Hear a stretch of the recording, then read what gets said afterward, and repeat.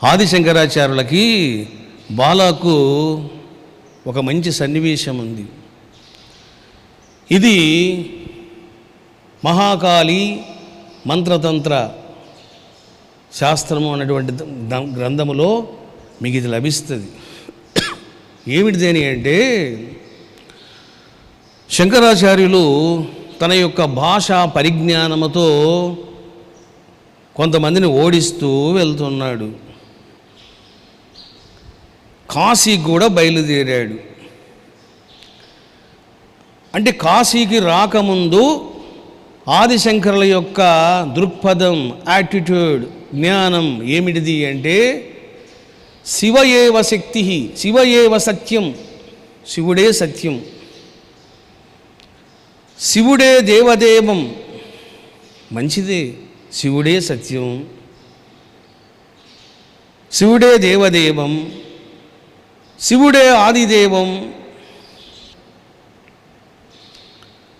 ఏం చేశాడు? ఇప్పుడు ఎందుకు బయలుదేరాడు కాశీకి అని అంటే, శాక్తేయ మతాన్ని పట్టుకున్న విద్వాంసులను ఓడించడానికి కాశీకి బయలుదేరాడు. సరే, అక్కడికి పోగానే ఏం జరిగిందంటే, ఆదిశంకరాచార్యులకి హెల్త్ బాగా డిస్టర్బ్ అయ్యింది, పడిపోయాడు. ఎంతగా పడిపోయాడు అంటే, తాను ఇంకా కూర్చొని మాట్లాడేటువంటి స్థితిలో కూడా లేడు.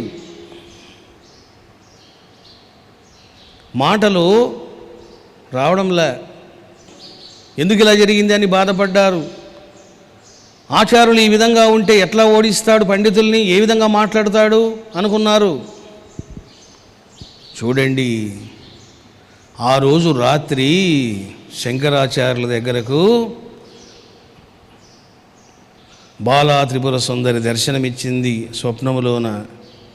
హే పండిత, చూశారా ఆ సంబోధన కూడా ఎలా ఉంటుందో చూడండి. హే పండిత, ఏమనుకుంటుండవు నువ్వు? వచ్చిందెవరు? బాలా త్రిపుర సుందరి. ఏమనుకుంటుండవు నువ్వు? శివుడిని శక్తిని వేరు చేయాలనుకుంటున్నావా? శివుడిని శక్తిని నువ్వు వేరు చేయగలవా? నువ్వే కాదు, ఈ విశ్వములో ఎవడైనా చేయగలడా?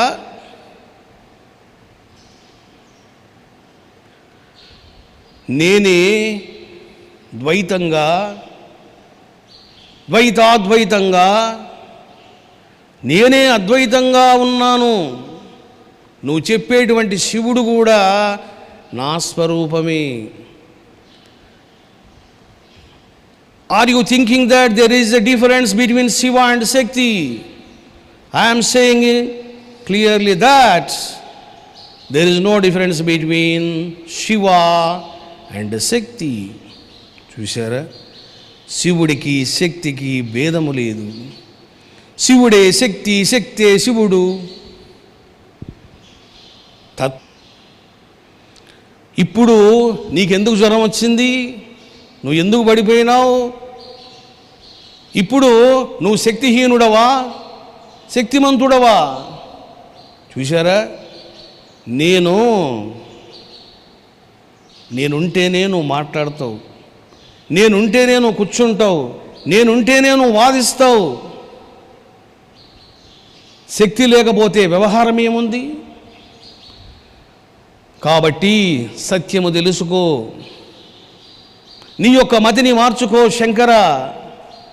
శంకర అని నా పతిదేవుని పేరు పెట్టుకున్నావు, అందుకే నీకు ఇంకా నేను గౌరవిస్తూ ఉన్నా.